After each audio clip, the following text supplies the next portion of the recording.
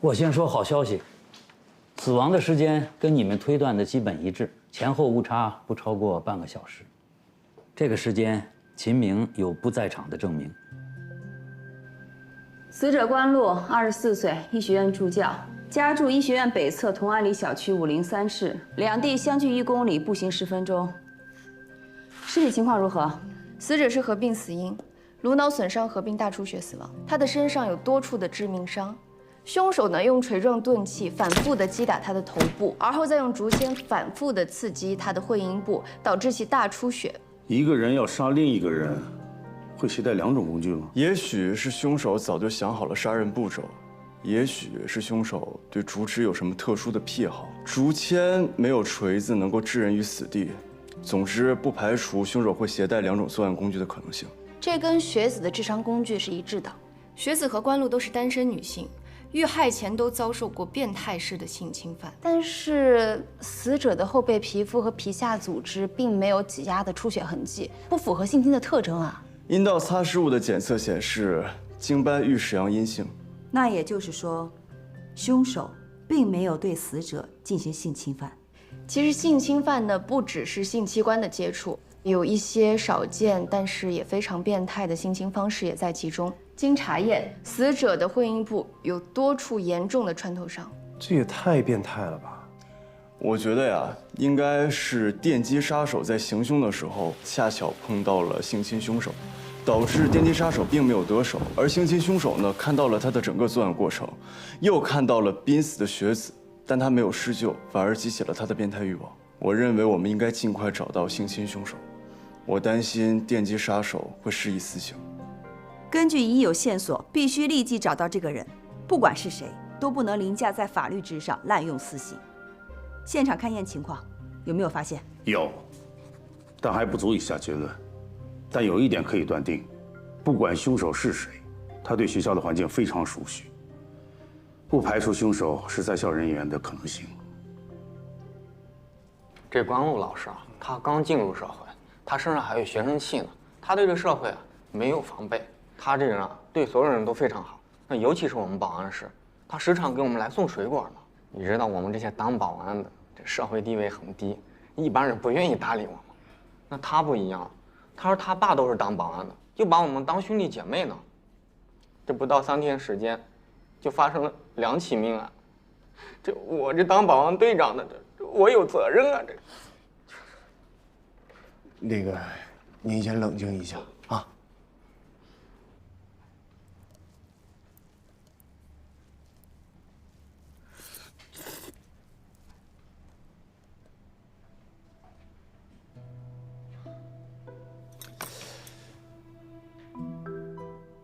你要不然就出去，要不然就坐下。你站在那儿很影响我食欲。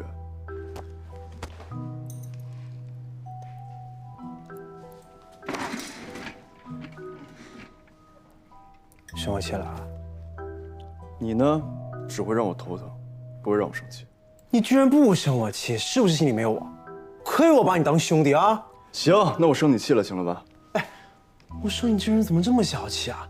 我询问你，完全是尽我警察的本分。那你到底是让我生气还是不让我生气啊？嘿嘿，生气就说明把我当兄弟了。你们俩开小会啊？是不是生我气了？那你告诉我，我到底是该生气还是不该生气啊？哎，谁别讲，坐。进展怎么样了？哦，关路的社会关系其实挺简单的，但熟人也不少，需要点时间进行排查。我有一个想法，说不定是对案情有帮助的。据报人称，他到关路家的时候灯是关着的。是啊，有什么问题吗？熟人来访，灯应该是开着的吧？啊，不对，不管是不是熟人，灯都应该是开着的。是不是凶手最后离开的时候关了灯？据现场勘查，在灯的开关上找到了死者的指纹。死者当时穿着便衣和拖鞋，那他进家门换鞋的时候，第一时间应该会先开灯吧？死者回到家之后，没有来得及换衣服，也就是说，案发时间应该是开灯后不久。那关灯的人一定是凶手才对啊。难道凶手是戴了手套吗？你说的这种情况应该不太可能。尸体大量出血，如果凶手戴着手套触碰了尸体，那一定上面会沾上血。用手触摸开关的话，应该会留下痕迹。我想啊，最准确的答案应该还在现场。那看来我们要再去一次案发现场。哎，我看这个时间不早了，要不然我们先回家，明早再去吧。走吧，走吧，走吧。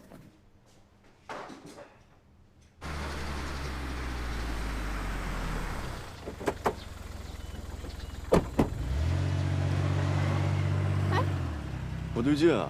真的是啊，总那么着急干嘛？难道赶着去和环环约会啊？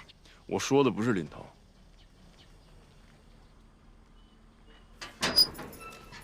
爸妈，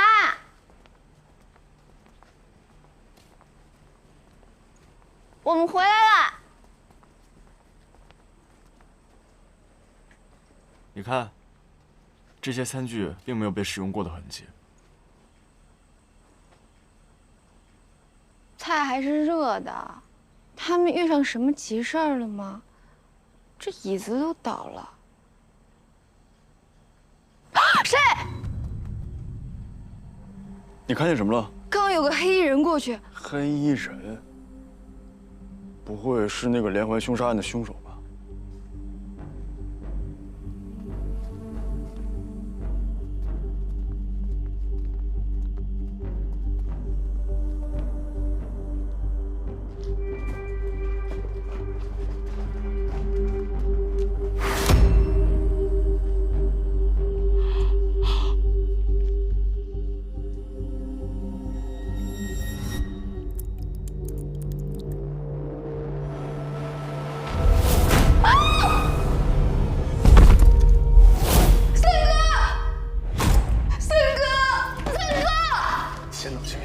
凶手可能还在现场，我先带你出去。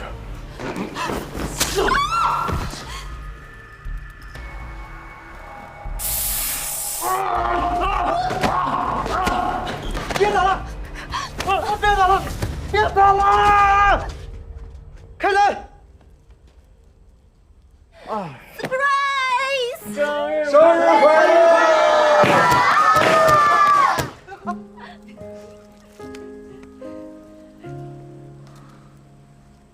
生日快乐！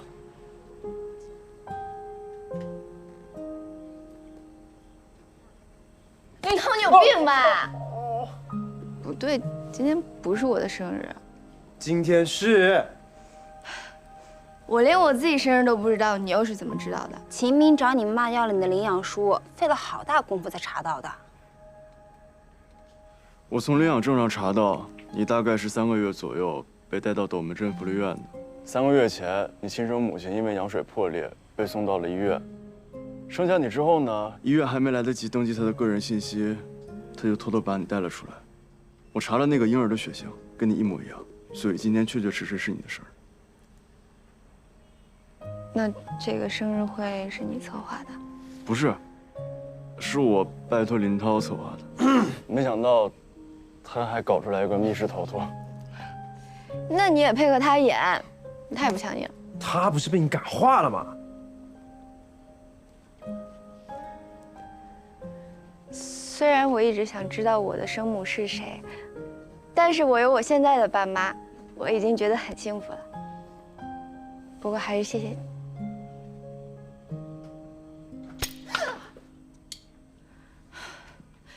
林涛，你有完没完？不是我，会不会跳闸了呀？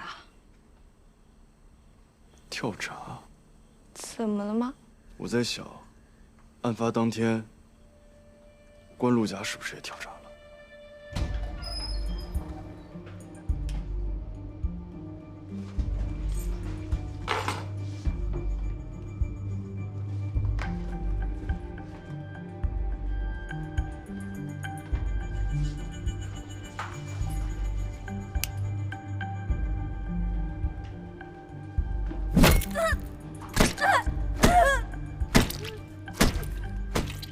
在第一次现场勘验中，电灯的开关是处于充电状态。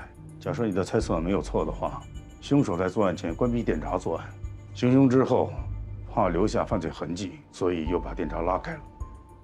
那会儿凶手的手上应该已经沾满了血迹，所以很有可能在电闸附近我们能找到印记。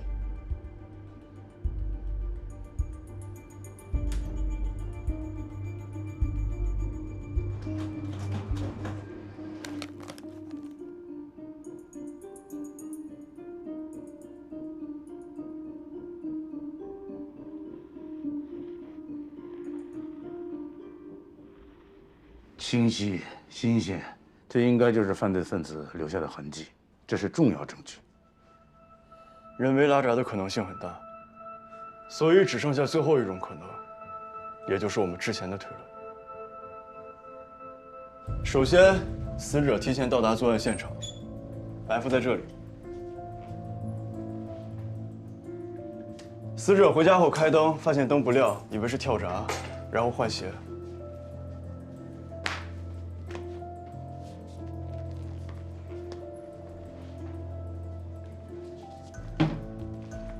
就当死者去检查电闸开关的时候，凶手悄悄地靠近他，突然攻击了他。死者因为受伤，所以手扶了柜子，留下了血掌纹。就当凶手想要再次发起攻击的时候，死者奋力反抗。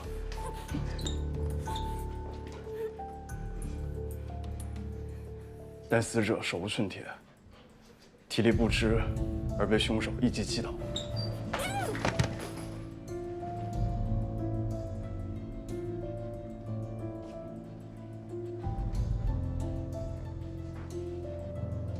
凶手恐其不死，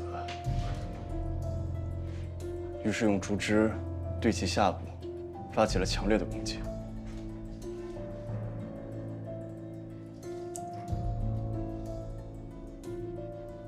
当然了，凶手当时戴着手套，而手套上面沾了血，这就让他没有办法去恢复电闸的开关。但他并不想让我们知道他提前到达过作案现场，所以他必须要想办法解决开关的问题。于是呢，他摘下了带着血的手套，用手恢复了电闸。虽然冒险，但他赌的是我们查不出他打开电闸和关闭电闸的伎俩。他认为我们不会查到电闸箱的头上。这样解释的话，关于灯的矛盾就全都解开了。提前关掉电闸，看来有周密的作案计划，说不定已经盯上周老师很久了。没错，肯定是熟人作案，而且懂得溜门撬锁的技术。那太好了呀，就大大缩小了嫌疑人的范围啊。秦明，棒。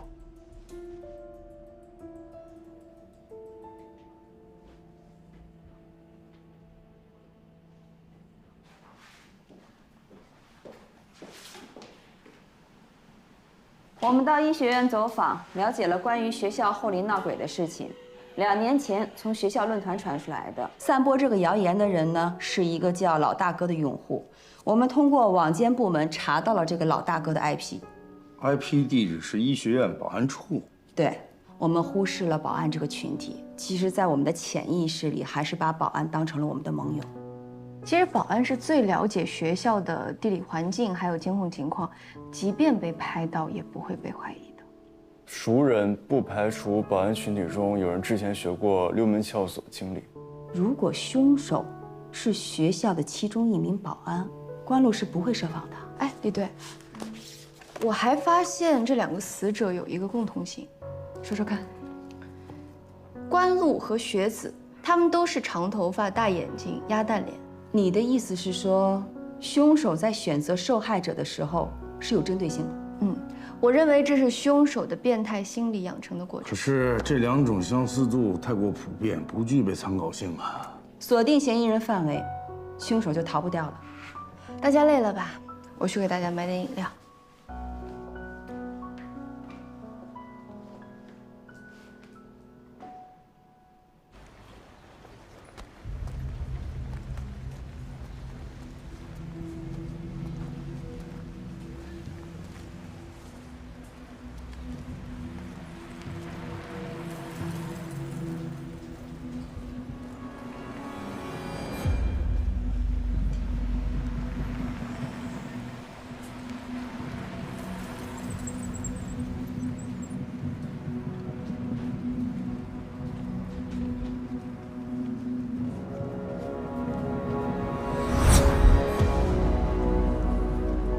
学子案发当晚，巡逻的保安都有哪几个人？啊，是我们保安一队的，有韩东、孟山、赵石，还有张大师和徐德来。关路老师案发当晚，他们都谁不在岗？他们5个都不在啊，其他人呢24小时在岗。学子案发以后啊，他们5个精神压力非常大，觉得自己有责任，就给他们放假了。这5个人现在都谁在？张大使在，我叫一下。哎，大使你来一下。警官找你。队长。你好。我想问您一下，关路老师案发当晚，你们5个都在哪儿？那天晚上，我们都在宿舍。都在吗？韩哥他出门了，他说去趟医院。你说是韩东？啊，韩哥他身体不太好，他总去医院。韩东？我怎么想也觉得不会是他。为什么不会是他？就感觉呗，他虽然平时不太喜欢说话，但是跟我们哥几个关系处挺好，而且工作也积极，不像是个变态啊。变态可不会把那2个字写在脸上。他平时有没有什么癖好啊？没啥癖好，就喜欢出去瞎逛。哦，不过听说啊，他喜欢去那种据说闹鬼的地方凑热闹。或许，他是在寻找合适的施暴地点呢。去哪儿都没自家门口方便啊。我要是没猜错的话，医学院后林闹鬼的这个事儿，应该就是由他传出去的。他会开锁吧？哎呦，听说他小时候就学过开锁，还准备拿这个当职业呢。前2天还在宿舍里面捣鼓他那锁呢。哎，这警官，您怎么知道这事儿的？他宿舍在哪儿？你在这儿呢。走。啊。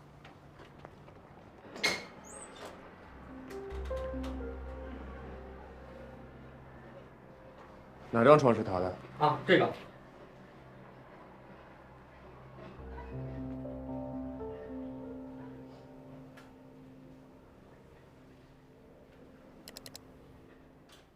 这么多变态黄片啊！赵队，鞋底的磨损程度和分析对比相符。按这个。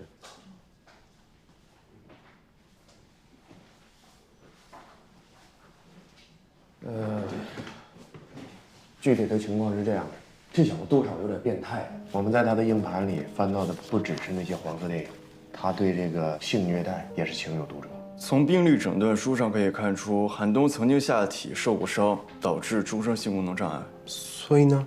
所以他没有办法进行正常的性行为。这又能证明什么呀？比如说，韩东长期处于生理需求而得不到满足的压抑里，那他只能通过性视觉的强刺激或者猥亵行为来满足自己的性兴奋。所以说，性虐待对于韩东来说是他得到满足的重要途径。你干嘛啊？这种话怎么能这么轻松地说出口啊？我们是在讨论案情，希望个别同志呢可以认真严肃地对待。他符合嫌疑人特征。请进。查到了，这个叫韩东的人曾经暴力殴打并囚禁过他的前妻，当地的执法部门留有记录。还有一个情况，他的前妻在坐牢，诈骗罪。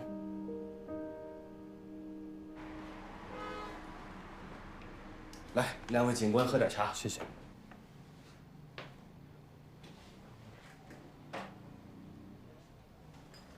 要不是因为这门亲事，我和我弟也不至于现在僵成这样。你们看，我这只瞎了的眼睛，就是他亲手打坏的。韩东有暴力倾向吗？都是被他老婆逼的。他以前老实本分，不善交际，从来也不惹事儿，跟谁说话都客客气气的。说说韩东的婚事吧。5年前，我妈得了大肠癌，老太太就想着临死之前能让我弟给她抱个孙子。当时有个客人说他们老家有一对母女，他们家穷的连锅都揭不开。您好，说只要给3万块钱彩礼，谢谢啊，就愿意把闺女嫁过来。我们家胡林呢是初中文化，初中毕业之后啊，他就一直跟着我在家里干点农活。这孩子啊，平时也不太爱说话。他今年呢25岁了，孩子他爹啊去世得早，所以在孩子的事情呢都是我在做主。妈，我弟也不爱说话啊，那挺好啊，挺般配的，都不用谈。介绍人跟我们说了，只要给闺女3万块钱彩礼，他就过来。要不我们先给您5000定金，您看怎么样？3万，那介绍人可能弄错了，我们说的是13万。13万，再想想办法。我弟是做保安的，手里有那么点积蓄，可大多数都给我妈治病了。我经济条件也不好，只能借他5万。可我弟呀，可也不知怎么了，就偏偏喜欢上那个胡玲了。后来我们又借了6万，他们俩领了证之后，这钱也就到了赵秀兰的腰包里。很快他们就办了婚事。我弟每天起早贪黑，就想着赚钱，赶紧还账。夜里还得想着造人，就想趁着我妈在闭眼之前，让她抱上孙子。可是事情完全不是我们想的那样。我回来了。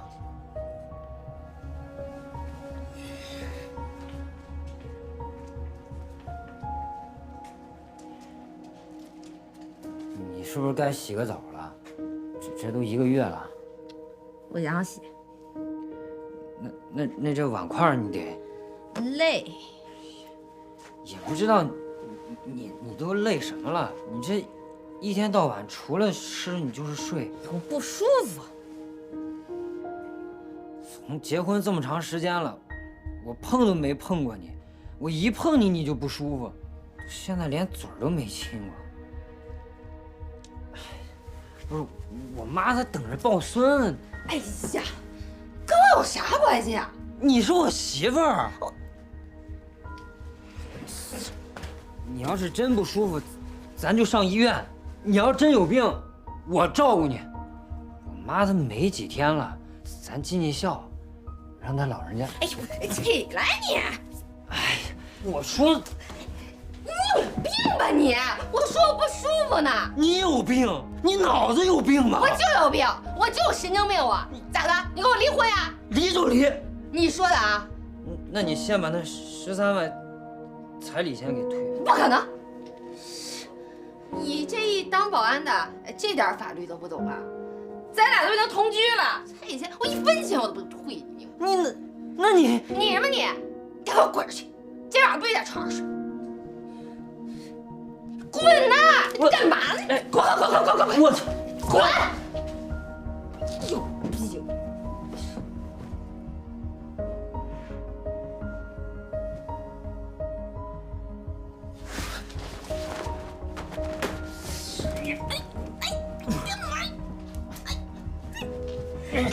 你起来！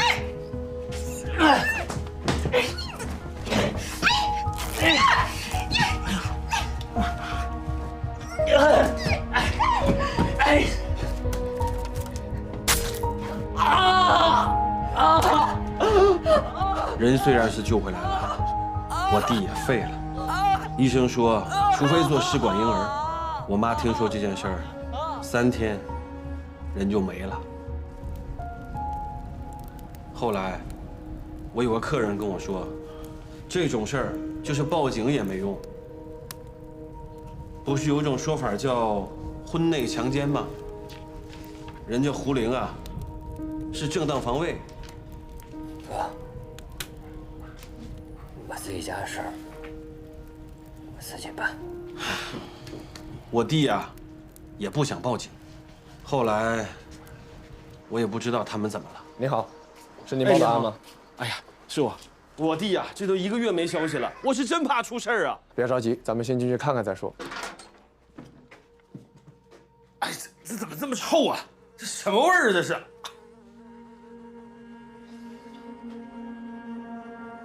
韩东，韩东，胡玲，韩东。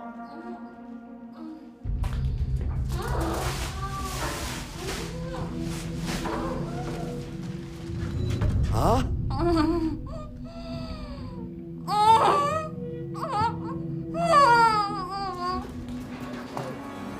怎么伤成这样？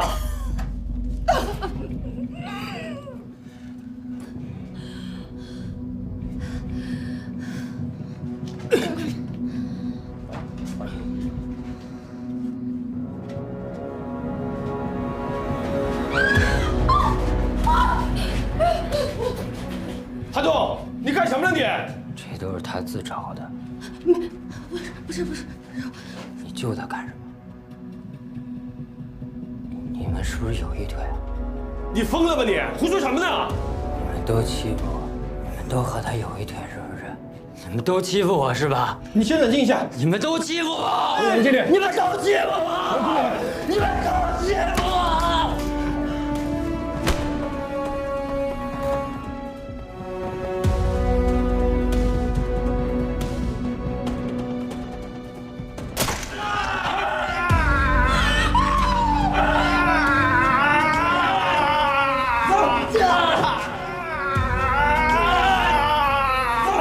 韩东已经不是我原来认识的弟弟了。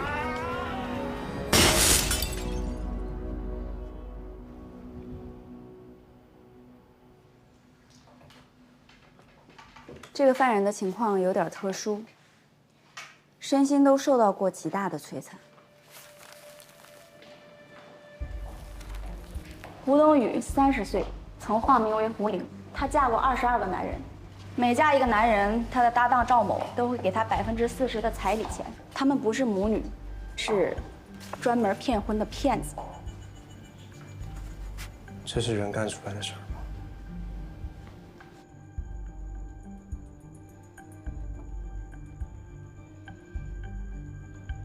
是我的事，有结果吗？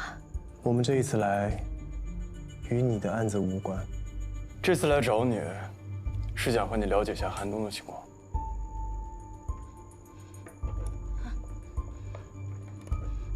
韩东是个疯子，心理变态。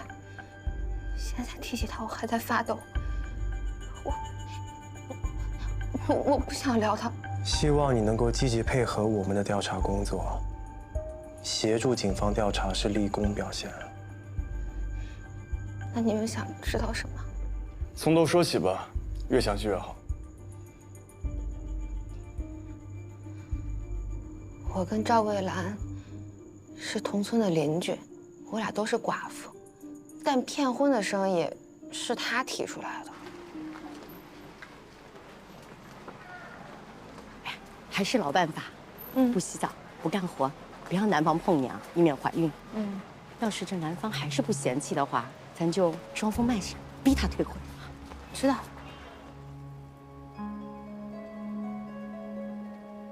其实韩东这种男人我见多了，一开始我根本就没当回事儿，谁想到结婚1个月以后，他飞来硬的。当时也是逼急了，顺手拿在桌子上竹签子，就扎了他那个玩意儿。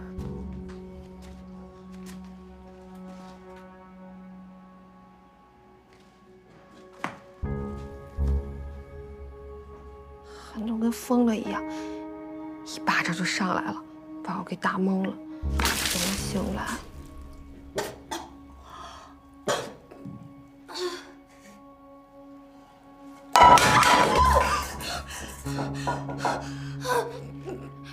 你干嘛呀？啊！你给我松开你！你有病吧你！你给我松开！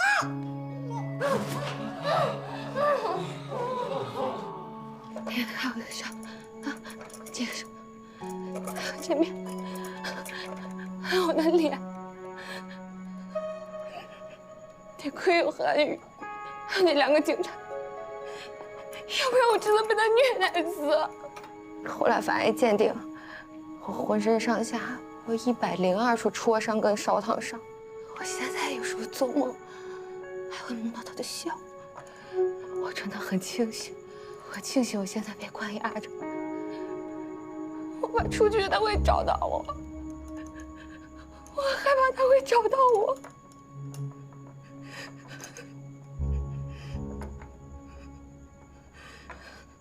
竹签，他用竹签对受害者实施性虐，很可能是报复他的妻子、婚姻和不幸的生活。韩东在买妻后遇到了骗婚团伙，遭受了情感和生理上的双重打击。我认为，这是韩东的作案心理。目前为止，我们联系不到韩东，能找的地方都找了，可就是没有他的线索。畏罪潜逃了。我们正在调查学子的案子，可这家伙又做了关路的案子，你觉得这是畏罪吗？你的意思是，他已经在寻找下一个目标了？我担心的是，他已经找到下一个目标了。都是长头发、鸭蛋脸、大眼睛。我们那天在医学院后林出现场的时候，韩东在不在？黄文和安然怎么还不回来？不可能吧？嗯，是我。出事了！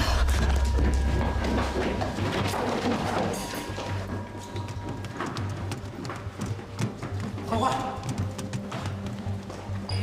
我刚去洗手间，我让安然在停车场等我，结果我到的时候人就不见了，然后包还在地上，我就不知道发生什么事情了。我对不起，我真的不知道。如果安然出来了，我一辈子不会原谅我自己。没事没事，我们在，别怕。你别担心，我一定会把他找回来的。给黄昏路口过，我们去看监控，走。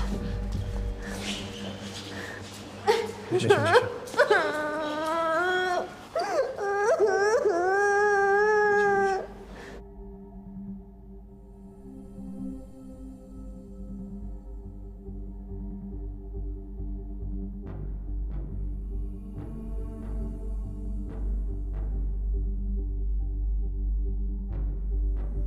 人呢？就这么消失了吗？还有别的画面吗？这个位置是监控的死角，看起来这个人很了解我们监控的布置。调出车辆进入医院前的画面，前后半小时内所有车辆的出入情况一并调出来。没问题。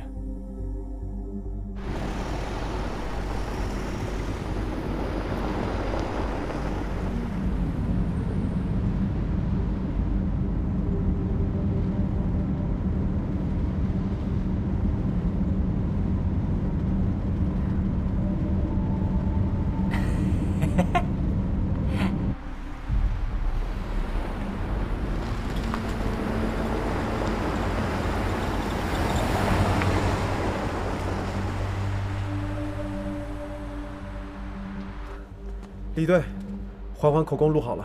好。前面，你放心，除了救护车外，这个时间段的民用车辆一共13辆，其中有9辆在监控的可视范围之内，能够拍摄到驾驶人的画面。还有4辆，其中2辆在出事前离开的医院。意思是这2辆最有嫌疑。马上去查另外2辆车的信息，联系交通部门，我要所有路口的监控录像。好的，好。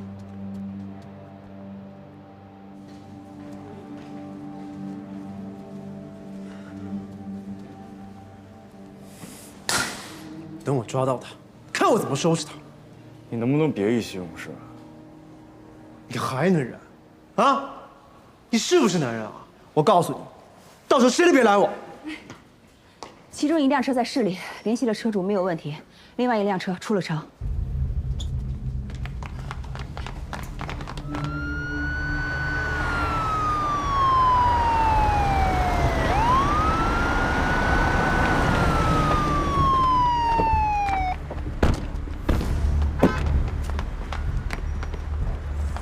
这条路分往2个方向，一边是青岩市，一边是三湖市，没有监控。这人很聪明，走的都是小路。那现在怎么办？多1分钟11秒就多1分危险。你说的这些我都知道。我需要冷静一点。要不然这样吧，我们兵分2路，我和领导走这边。我走这边。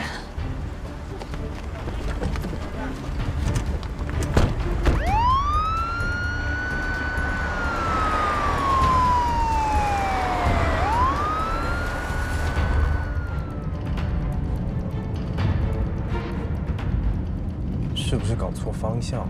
没看到那辆车啊！停车！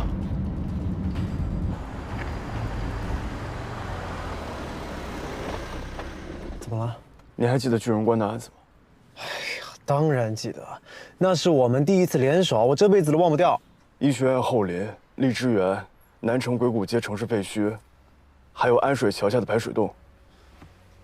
然后呢？这4个地方都是传说中有鬼的地方，就是那些所谓的都市传说。大哥，都什么时候了，还在信这些鬼传说啊？你忘了我跟你说的了吗？越是这种地方，越容易激起人的犯罪心理。韩东不是对这些地方都很感兴趣吗？随着他作案的次数越来越多，他会变得越来越偏执，对作案的地点也会有所偏执。这次与关路案不一样，他是做了计划的，是一次标准的狩猎行为。既然他用了车，那怎么不会选好作案的地点呢？你有把握吗？这一次真的全凭直觉了。走。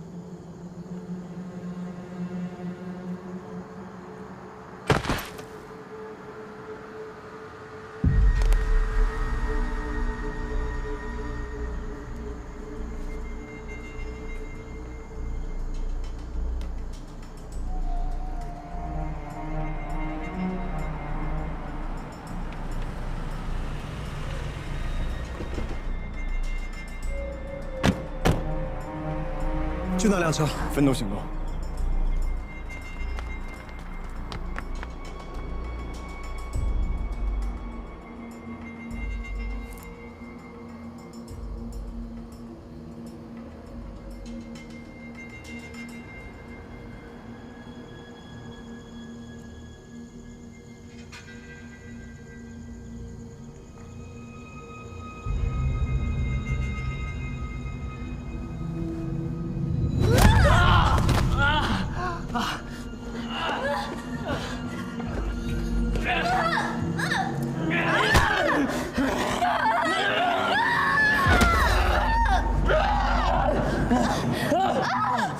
别动！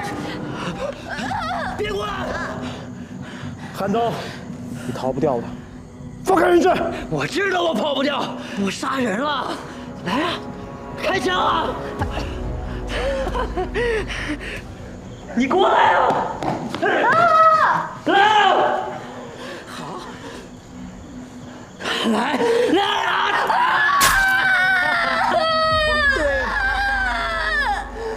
对，疼成这样才爽嘛！混蛋，加了你！来啊！又类似弱，往上挑。他不会很快死，但最具痛感，他会生不如死。好，你不是法医吗？我相信你。没错，但你要记住，动作幅度越大，他会越痛苦。好，我没想到你也好这口啊！那我照你的做好不好？我们来一块儿享受一下好不好？3、2，转头！别开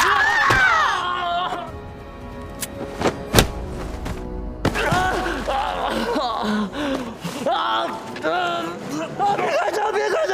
我胳膊断了！刺得有些深，不知道有没有伤到内脏，但失血过多，你要保持清醒。林涛，带着他去医院。好，走，老实点。疼！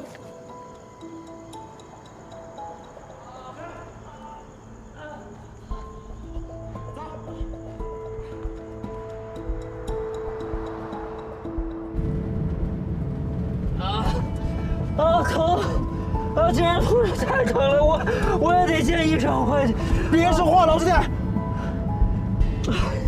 徐表姐，你怎么样？失血过多，轻度昏迷，快点吧。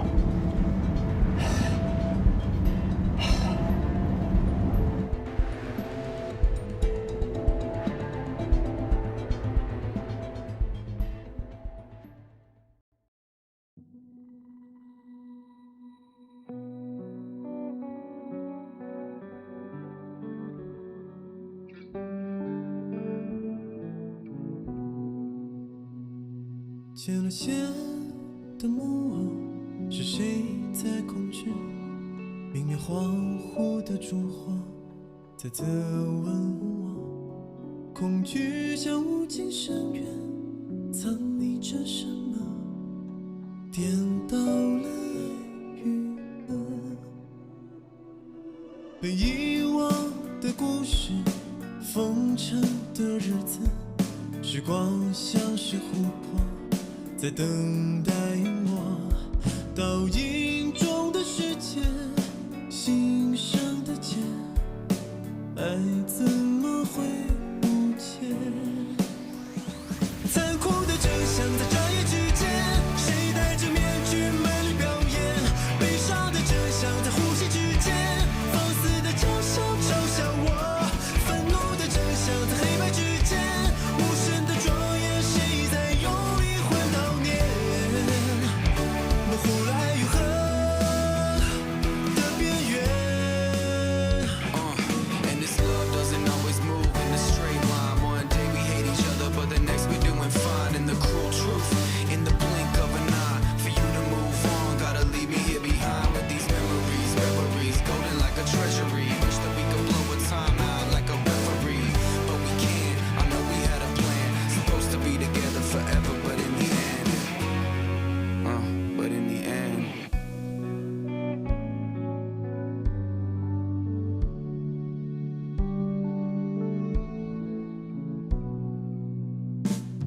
前进的航线是谁在控制？已经模糊的曲直在追问我，这生锈的钥匙锁上了什么？看不清爱与恨。对与错的共识，回应无休止。时光像是琥珀，在当地我，倒影中的世界，心上的结。